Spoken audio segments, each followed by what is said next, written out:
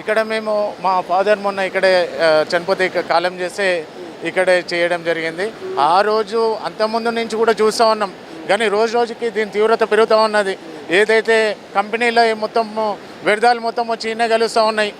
రేపు రానున్న రోజుల్లో పిల్లల భవిష్యత్తు ఏమవుతుందో కూడా అర్థం కాని పరిస్థితి. అందుకే మేమందరం కూడా ముందు జాగ్రత్తతోటి మా రేవంత్ రెడ్డి గారు మంచి నిర్ణయం తీసుకున్నారు, దాన్ని సపోర్ట్ చేయండి. సపోర్ట్ చేయకపోతే మాత్రం మిమ్మల్ని ఇళ్ళ నుంచి బయట తిరగనీయకుండా చేస్తాం, తిరగలేని పరిస్థితి ఉంటుందనేసి ఇక్కడి నుంచే మీకు డిమాండ్ చేస్తూ ఉన్నాం. నేత వైఎస్ రాజశేఖర రెడ్డి గారు కూడా మూసీ మీద ప్రత్యేకమైన శ్రద్ధ పెట్టి ఆ రోజు మూసీ చైర్మన్ గారు సుధీర్ రెడ్డి గారిని చేయడం జరిగింది. అలాగే ఇప్పుడు ఎల్బీ నగర్ ఎవరైతే శాసనసభ్యులు వాళ్ళందరినీ కూడా ఒక కమిటీ వేసారు.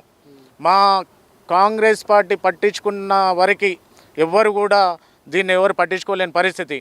ఈరోజు మేము చేస్తూ ఉంటే మేమే మొదలుపెట్టినామంటారు.